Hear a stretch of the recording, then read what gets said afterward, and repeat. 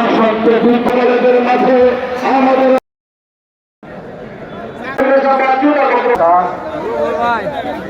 কর্তৃক আয়োজিত এই নির্বাচনী মহাসম্মেলনের সম্মানিত দর্শক, এই পর্যায়ে আমরা বিএনপির চেয়ারপারসন তারেক রহমানের আশাকে উপলক্ষ করে ভাওয়াল গাজীপুর রাজবাড়ী মাঠে যেই অনুষ্ঠান আয়োজন করা হয়েছে আমরা দেখতে পারতেছি এখানে মানুষের জনস্রোত, অনেক মানুষ। তো এই পর্যায়ে আমরা জমিয়তে ইসলামের কালিয়াকৈর শাখার সভাপতির সাথে আমরা একটু কথা বলবো যে তাদের এই জনসভার মধ্যে তাদের প্রত্যাশা কি এবং তারা এখানে আসতে পেরে তাদের অনুভূতিটা আমরা জানার চেষ্টা করবো।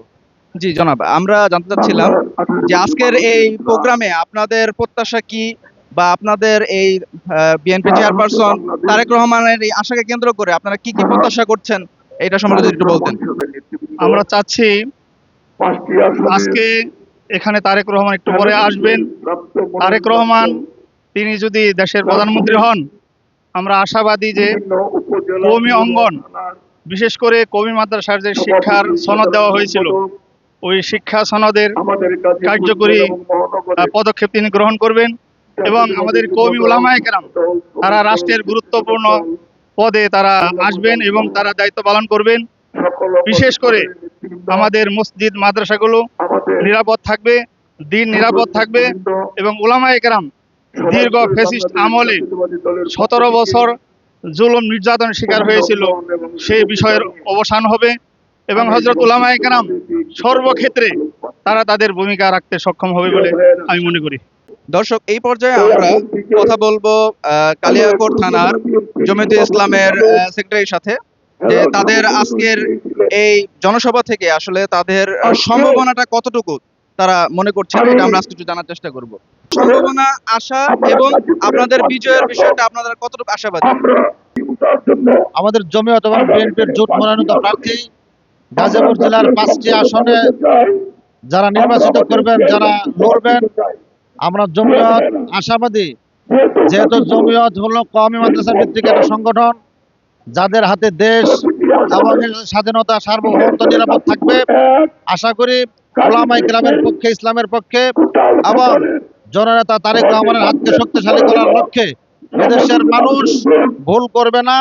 এদেশের মানুষ অবশ্যই এই 5টা আসনে বিপুল ভোটে বিজয়ী করে বিএনপি তারেক রহমানের হাতকে শক্তিশালী করে যেন এই দেশ এবং সুন্দরভাবে আগামীর ভবিষ্যৎ ইসলাম কওম ও মিল্লাতের ইবাদত হয়, এই আশা আমরা করি ইনশাআল্লাহ। আমি কৃষিবিদ মোহাম্মদ জাভেদ আলী মন্টু, প্রধান বৈজ্ঞানিক কর্মকর্তা বাংলাদেশ কৃষি গবেষণা ইনস্টিটিউট। আমাদের বর্তমান চেয়ারম্যান জনাব তারেক রহমান তার আগমন উপলক্ষে গাজীপুরে আজকে জনগণের মনে একটা জনজোয়ার জেগে উঠেছে। কারণ দীর্ঘ 17 বছর স্বৈরাচারী আওয়ামী লীগের নির্যাতন নিপীড়নের শিকার এই বাংলাদেশের মানুষ। সেই নির্যাতন থেকে মুক্তি পাওয়ার একমাত্র উপায় হচ্ছে জাতীয়তাবাদে উদ্বুদ্ধ হওয়া। বিএনপি চেয়ারপারসন তারেক রহমানের আগমনকে কেন্দ্র করে যে জনসভা আয়োজন করা হয়েছে, এখানে কিছু আমরা বিএনপির যে নেতাকর্মীরা আছেন তাদের সাথে আমরা কথা বলবো। আপনার নাম কি? মোহাম্মদ রফিকুল ইসলাম আলম। আজকে যে বিএনপি চেয়ারপারসন তারেক রহমান আজকে যে আগমন উপলক্ষে যে জনসভা, এই জনসভায় আপনাদের অনুভূতি এবং প্রত্যাশা এবং গাজীপুর 2 আসনে প্রার্থী মঞ্জুরুল করিম সাহেব এবং ওনার ব্যাপারে আপনাদের প্রত্যাশা এবং বিজয়ের আশাটা কতটুকু যদি একটু ব্যক্ত করতেন। ধন্যবাদ। আজকে আমরা খুবই আনন্দিত, কারণ আজকে দেশনায়ক আমাদের প্রাণপ্রিয় নেতা তারেক রহমান গাজীপুরে আসছে। এটা আসলে আমরা যে কতটা আনন্দিত তা ভাষায় প্রকাশ করার নয়।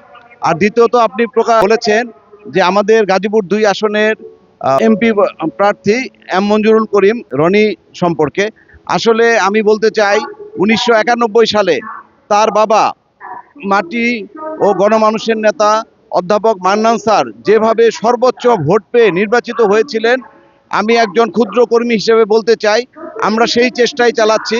আমরা রনি ভাইকে সর্বোচ্চ ভোটে পাশ করিয়ে আমরা বিজয় ছিনিয়ে আনতে চাই। আমরা আজকে এই বিরাট জনসভায় আসায় আমরা খুব উৎফুল্ল এবং আমরা আশা করি যে আমাদের দেশের এই ধানের শীষের জয়গান সব ঘরে ঘরে পৌঁছাবে। এই মহাসমাবেশে আজকে আমরা খুবই আনন্দিত এবং আমাদের গাজীপুর 2 আসনে বিএনপি মনোনীত ক্যান্ডিডেট মঞ্জুর রহমান রনি সাহেব। আশা রাখি বিপুল ভোটে জয়ী হবে এবং গাজীপুরবাসীর প্রত্যাশা পূরণ করবে। জমিয়তে উলামা ইসলাম বাংলাদেশ শতাব্দীর প্রাচীনতম সংগঠন 23 নম্বর নিবন্ধিত দল বিএনপির সাথে জোট করেছেন। অতএব 12 তারিখ সারাদিন তাদের শিশু ভোট দিন।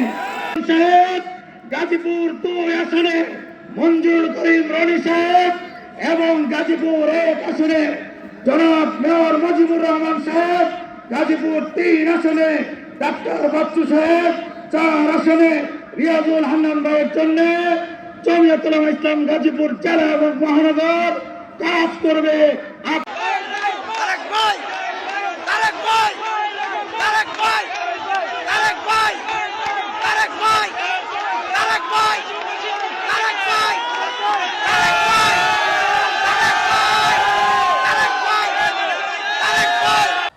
এই যে গাজীপুর শিল্পনগরী, গাজীপুর আমি মনে করি শুধু শিল্পনগরী না, এটি হচ্ছে বাংলাদেশের গার্মেন্টসের রাজধানী, গার্মেন্টস নগরী বা গার্মেন্টসের রাজধানী।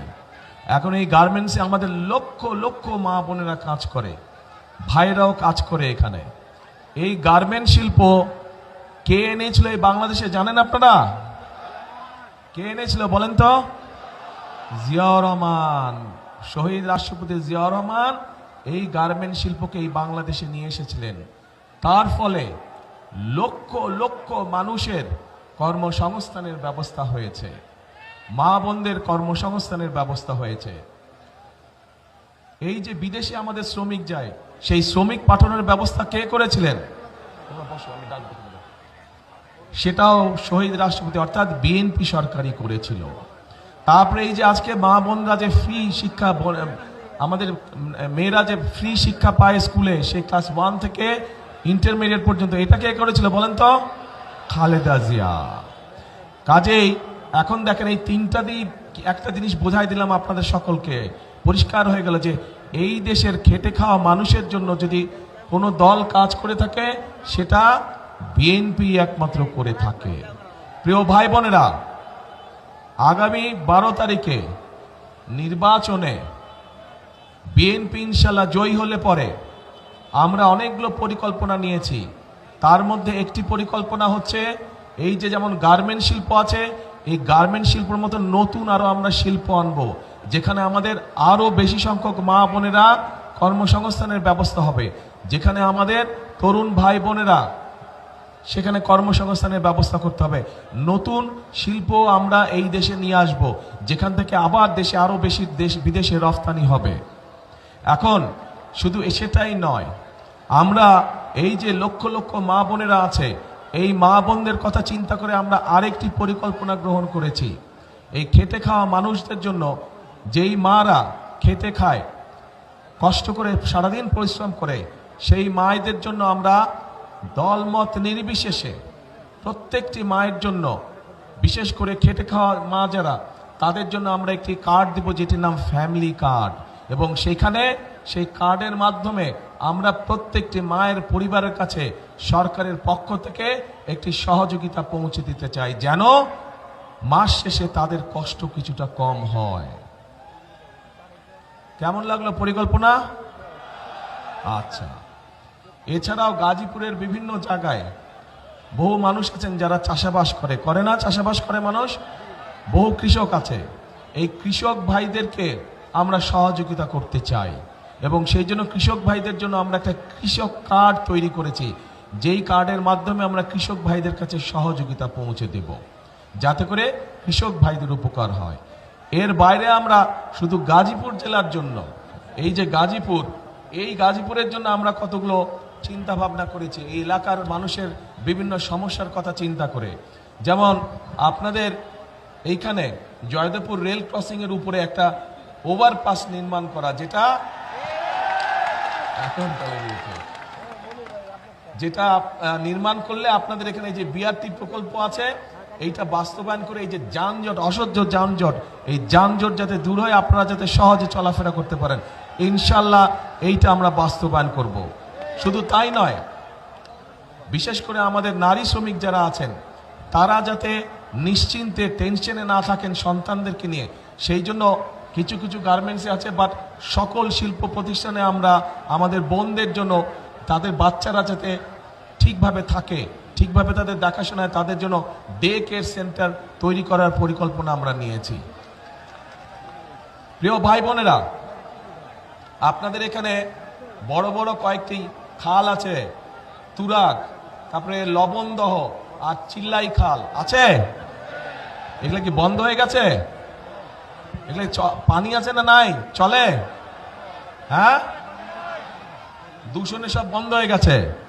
তো এটা কি খাল খনন করা দরকার, পরিষ্কার করা দরকার? করবেন সবাই মিলে? আমরা যদি শুরু করি কাজ করবেন? কারা কারা যাবেন? হাত তুলেন। কারা কারা পরিষ্কার যাবেন? ঠিক আছে, ইনশাল্লাহ 12 তারিখে ধানের শীষকে যদি বিজয় করে নিয়ে আসেন, এই তিনটাকে দূষণ মুক্ত করব আমরা, তিনটা খালকে পুনর্খনন করব আমরা, যাতে এখান দিয়ে পরিষ্কার পানি চলাচল করতে পারে। ইয়েস, লাগা লাগা ধান লাগা। প্রিয় ভাই বোনেরা, আপনাদের এখানে শ্রমিক ভাইদের জন্য আমাদের একটি পরিকল্পনা আছে যে তাদের আবাসনের সমস্যা আছে, বিরাট সমস্যা আছে আবাসনের, তাদেরকে স্বল্প মূল্যে যাতে থাকার ব্যবস্থা করা যায় সেটিরও একটি পরিকল্পনা আছে আমাদের শ্রমিক ভাইদের জন্য। এখন এই পরিকল্পনাগুলো আমরা গ্রহণ করেছি, এই পরিকল্পনাগুলোর পাশাপাশি আমরা নারীদের জন্য ফ্যামিলি কার্ড, কৃষক কার্ড করছি কৃষকদের জন্য। এছাড়াও আপনাদের সকলের কাছে, বিশেষ করে মা বোনদের কাছে এবং শিশুদের কাছে চিকিৎসা সেবা পৌঁছে দেওয়ার জন্য আমরা প্রত্যেকটি এলাকায় এলাকায় একজন করে আমরা হেলথ কেয়ারার দিতে চাই, যাতে করে মায়েরা এবং বাচ্চারা ছোটখাটো অসুখের চিকিৎসা ঘরে বসেই তারা পেতে পারে, সেই ব্যবস্থা আমরা করতে চাইছি। সবার আগে বাংলাদেশ। বুঝলাম তো, সবার আগে বাংলাদেশ, কিন্তু আমার পরিকল্পনাগুলো ভালো লোক না খারাপ লোক কিছু কয়ও না, বুঝিও না। ঠিক আছে, পরিকল্পনাগুলা তো এগুলা কাম করা যায়। আচ্ছা, তো করা গেলে বলবেন তো ভাই, কি বলছি না বলছি, ভালো লাগলো না লাগলো বলবেন তো, নাহলে কেমন করে বুঝবো। এখন প্রিয় ভাই বোনেরা, কিন্তু এই কাজগুলো যদি আমাদেরকে করতে হয়, তাহলে তো কি করতে হবে? এই কাজগুলো যদি বাস্তবায়ন করতে হয় বিএনপিকে, তাহলে আপনাদের কি করা লাগবে? হ্যাঁ, ধানের শীষকে জয়যুক্ত করা লাগবে। দাঁড়ান তো, প্রার্থী কারা কারা আছেন দাঁড়ান আপনারা, আমাদের গাজীপুরের প্রার্থী সামনে আসেন, এখানে এই পাশ দিয়ে দাঁড়ান, আমার ডান সাইড দিয়ে দাঁড়ান সবগুলো। জি, সবাই ডান পাশ দিয়ে দাঁড়ান, দাঁড়াও। আরে কি কনফিউজ ব্যাপারে, দাঁড়াও না এখানে। এদেরকে চিনেন? এদের সবার হাতে আমরা ধানের শীষ দিয়েছি, কিন্তু এই যেই কাজগুলো বললাম, এই কাজগুলো যদি আপনাদের উপকারে লাগে মনে করেন, তাহলে এই মানুষগুলোকে ধানের শীষ দিয়েছে, এই ধানের শীষকে জয়যুক্ত করতে হবে, এই মানুষগুলোকে জয়যুক্ত করতে হবে। পারবেন কি? পারবেন? হ্যাঁ, এদেরকে জয়যুক্ত করতে হবে। এদেরকে যদি জয়যুক্ত করা হয়, তাহলে এই যে খাল খননের কথা বললাম, এদেরকে যদি জয়যুক্ত করা হয়, তাহলে যে ফ্লাইওভারের কথা বললাম, এদেরকে যদি জয়যুক্ত করা হয়, তাহলে শ্রমিকদের আবাসনের কথা বললাম, এই সবগুলো কাজ, এই যে নারীদের জন্য ফ্যামিলি কার্ডের ব্যবস্থা, কৃষক কার্ড, এই সবগুলো কাজ করা যাবে এই ধানের শীষ যাদের হাতে তুলে দিয়েছে এদেরকে জয়যুক্ত করলে পরে।